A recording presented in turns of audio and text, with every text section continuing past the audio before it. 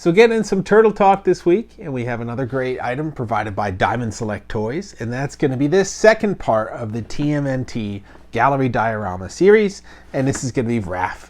Now, we already done Leonardo, so you can go back and check out Leo and how that will fit into the sequence here, but we'll show both of them today so you can see them side by side, part 2 of 4. So checking out the box again, it's the same as Leo's box. You get that window box with the artwork in the back. You can see on the back there the entire diorama of Leo, Raph, Mikey, and Donnie. So you can see how they have the placement on them. And although Raph could fit in either his location or Donnie's location or Mikey's location, I will show you why it's optimized to fit next to the Leo as they have it on the back of the box here. But don't want to spend too much time on that part. Let's hop right in and check out Raph. All right, we get our giant box for our Raph. We're gonna pop him out of there. He's gonna be in his form-fitting plastic on the inside here. I don't keep these boxes. They don't really serve any display ability or purpose for me. They have a little city background you can see in there, but that's really it. I don't think you need to keep them for these. So they're just gonna slide out of this form-fitting plastic. And why don't I give you a quick 360 so you can check out Raph here. You can see him again posed on the corner. All 4 turtles are posed on the corner of the building. This one's got a different sort of base to it in terms of its components. You can see a mouser leg on there on the front. You can see some soda cans, including a crush can on the back, and then a little piece of pipe, which I think is fun and kind of helps bring it to life a little bit. He's got a lot of great detailing going on Raph. First of all, you could tell he's a little denser than Leo. He's always kind of portrayed as bigger, brawnier than the other characters, so that has echoed over into this piece here. So he's a little thicker looking, a little wider looking. Even his sai, this version of his sai are a little thicker in the blade here instead of leaner in the middle. So he has that going on for him. He's got these great wraps around his legs, you can see here, and on the other leg as well. You can see the wraps continuing on to his forearms as well here. And then he's got his padding on his elbows. His belt has a bunch of little containers on it, or little pouches probably for his shuriken, his throwing stars. Of course, he's got that R right here on the belt on the front. And again, he has those white eyes in the depiction. All of them have the white eye look, and I think it's kind of fun. And he's got that signature grimace he's got rolling on his face and on all his productions there. But, you know, pretty Raph looking, a little too Raph, essentially. No surprises there. Has all his coloring and essentially his gear. So I think that's a great depiction of Raph. And then again, another piece of that Mauser. We had a different piece with Leo, which I'll show you in a moment. And I think there's other pieces with the other characters as well. I like this pipe here. It adds a nice little dimension onto the base. Like I've shown you with a lot of gallery dioramas, the bases sometimes steal the show. And this is great with these like rusted cans that are on here. Some of them are crushed. Some bricks on here, some debris. And then that Mauser piece here in the front, which I think is great. But yeah, I mean, it's a really nice gallery diorama. If it's I mean, you're going to want all 4, so you're not going to want to stop here. And I like how they broke off the edge of the building here a little bit. Maybe there was a little piece that withered over time and broke down. But this is nice, adding this little pipe onto here as well, and it just gives a little bit of world building. So here's your Raph, essentially, perched on the corner. He's got his weapons on. And I mean, they did a good job. I think the wraps kind of give a little bit of dimension to it because you can see some green shining through there as well. But yeah, he's a little weighty. Of course, it's hollow on the bottom, but still a little weighty here. And he's on there pretty solidly. He's not leaning on one leg like Leo was, although Leo was still pretty solid even on that one leg. Speaking of which, let's get our Leo in here, and now we can see what parts 1 and 2 of this diorama look like. Boom, there we go. We have our part 1 and our part 2 of this gallery diorama series. So when you have the 2 of them connected, you can see it's all finished now on these 2 sides of the building. And then the back half is still going to be exposed.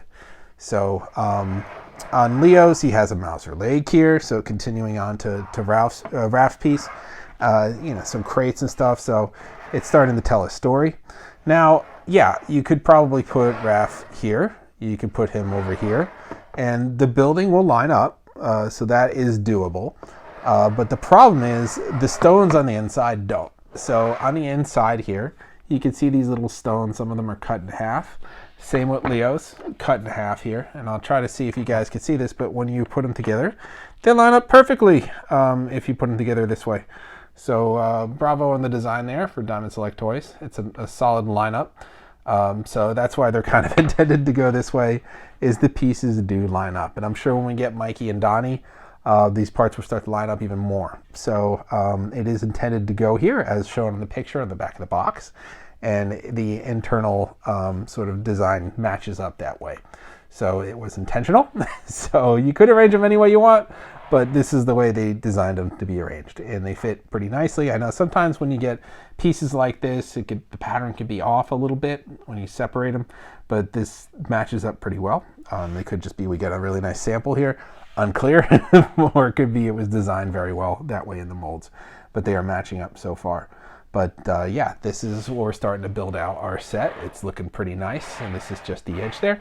So it's only going to be this wide, and then it's only going to be sort of this deep when we get it. So altogether, it's not going to take up too much space. I mean, just back to here.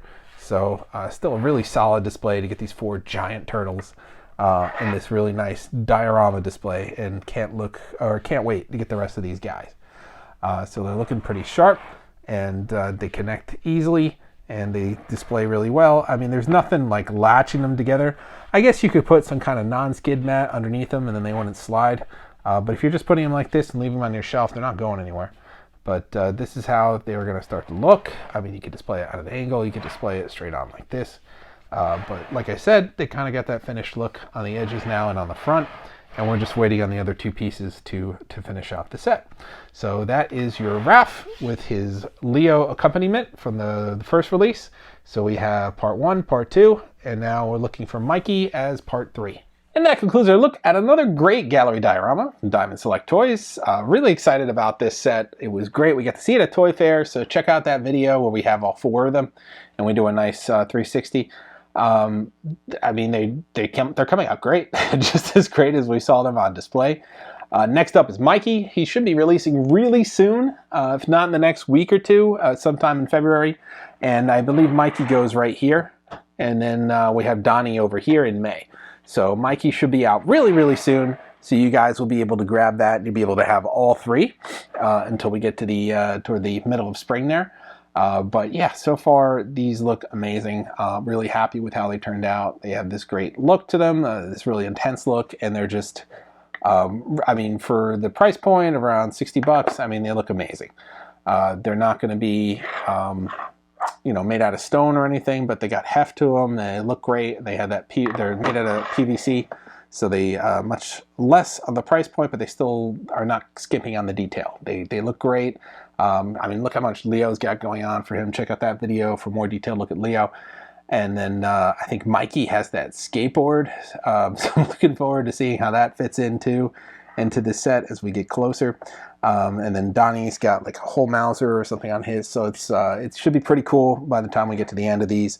But again, they look great. You're going to want all of them. So clear a little bit of space in your shelf. Not too much space. I mean, you're looking at maybe 1 by 1 here. So not taking up too much space, but still a really great display to get all 4 of these guys. And I love how they connect in that base. We've only seen a couple gallery dioramas that have had bases that connect. The Godzilla and Ghidorah bases, those connected. Maybe 1 or 2 other ones I can't recall off the top of my head, so not a lot. So it's really cool when we get them because they are designed to look really great in these great scenes.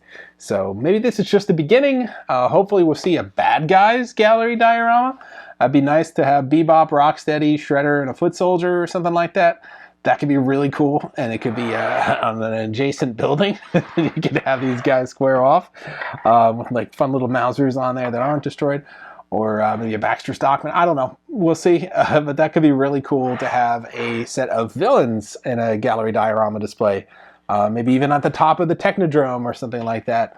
I don't know. We'll see. But that would be really cool. And this looks really great and totally worth checking out if you guys haven't already got them.